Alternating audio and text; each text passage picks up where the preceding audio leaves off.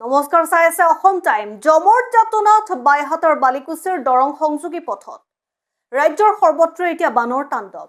কি উজনি কি নামনি সকলোতে বানৰ তাণ্ডৱ লীলা। প্ৰবল বৰষুণৰ বাবে সৃষ্টি হোৱা এই বান পানীৰ বাবে ব্যাহত হৈ পৰিছে এতিয়া যাতায়াত ব্যৱস্থা। এই দৃশ্য বাইহাটা চাৰিআলিৰ সমীপৰ মুক্তপুৰৰ পৰা বালিকুছি হৈ দৰং জিলালৈ যোৱা পথৰ। এই জৰাজীৰ্ণ পথৰ বাবে জীয়াতু ভুগি আহিছে বৃহত্তৰ অঞ্চলটোৰ হাজাৰ হাজাৰ লোকে।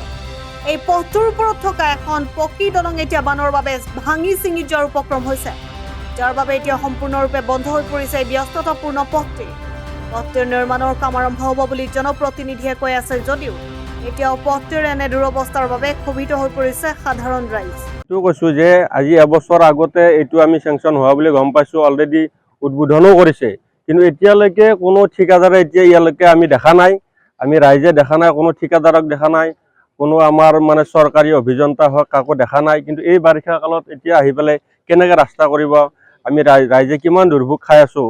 গতিকে আমি দাবী জনাইছোঁ যে যদি এই ৰাস্তাটো চেংচন হৈছে অলৰেডি, অতি সোনকালে এই কামটো আৰম্ভ কৰিব লাগে, নহ'লে আজিকালিৰ ভিতৰত এই আমাৰ পথছোৱা যেতিয়া আমি মুকলি কৰি দিব লাগে যেনেকৈ পাৰে আৰু সেইটো আমি দাবী জনাইছোঁ ৰাইজৰ ফালৰ পৰা। হ'ল আমাৰ 3 বছৰ হ'ল এই দলংখন এইটো পৰিৱেশ হ'বৰ কাৰণে। কোনোবা যদি আমাৰ চৰকাৰী ডাঙৰ ব্যক্তিও আহে, বিধায়ক হওক কিবা হওক, সিহঁতক এই ৰাস্তাদি কোনোদিন প্ৰৱেশ যাব নিদিয়ে, বেলেগ ফালে লৈ আহে। সেইফালৰ পৰা হয়তো সিহঁতৰো সিমানখিনি নলেজ যাতে নাই। আজি আমি 7খন গাঁৱৰ মানুহ এতিয়া আপ ডাউন কেনেকৈ কৰিম? স্কুলৰ ল'ৰা ছোৱালী যিবিলাক আমাৰ বালিকুছিৰ পৰা মুক্তপুৰ বাইহাটা চাৰিআলি এইবিলাকত গৈ যায়, সেইবিলাক যোৱাটো আমাৰ সম্ভৱপৰ নহয়। আজি যিমান সোনকালে পাৰক নকৰক কিয়, আমাক চৰকাৰে কিবা এটা সুবিধা কৰি দিব লাগে। এইটোৱে আমাৰ ৰাজ্যৰ তৰফৰ পৰা তেখেতৰ লগত ওচৰত গুহাৰি। এইটো আমাৰ মূল পথ, আমাৰ দৰঙৰ মঙলদৈৰ পৰা ৰঙিয়ালৈ ওলোৱা এইটো আমাৰ মূল পথ।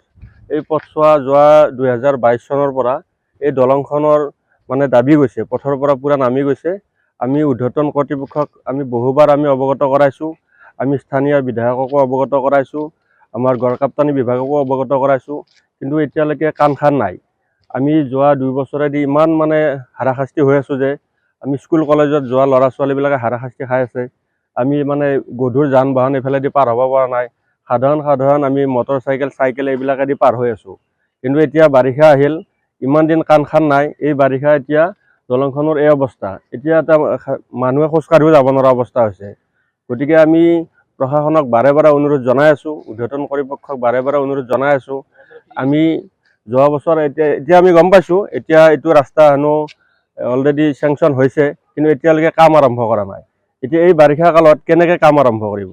আমাৰ ইমান ডাঙৰ এটা এলেকা, দৰঙৰ সম্পূৰ্ণ মঙলদৈৰ পৰা অহা যোৱা কৰে ৰঙিয়ালৈকে, এই মানুহখিনিৰ কিমান দুৰৱস্থা, ইয়াৰ বিকল্প কোনো ৰাস্তাও নাই। গতিকে এই আমি বাৰে বাৰে অনুৰোধ জনাইছোঁ আমি ৰাইজে যে অতি সোনকালে অন্ততঃ এই পথছোৱা মেৰামতি কৰি হ'লেও এই ভাঙাখিনি আমাক যাতায়াতৰ এটা সুব্যৱস্থা কৰি দিব লাগে।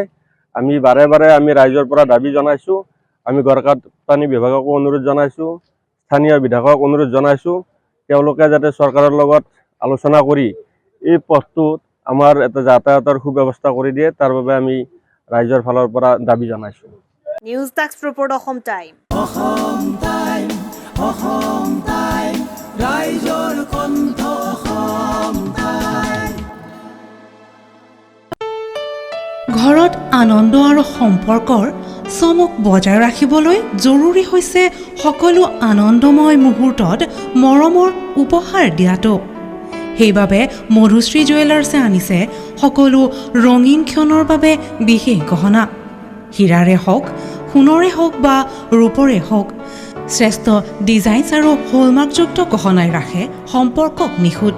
তেনেহ'লে আজিয়ে আনক আনন্দ মধুশ্ৰী জুৱেলাৰ্ছৰ সৈতে। যোগাযোগ কৰক 7002800341 নাইবা ভিজিট কৰক LNB ৰোড, নলবাৰী, অসম।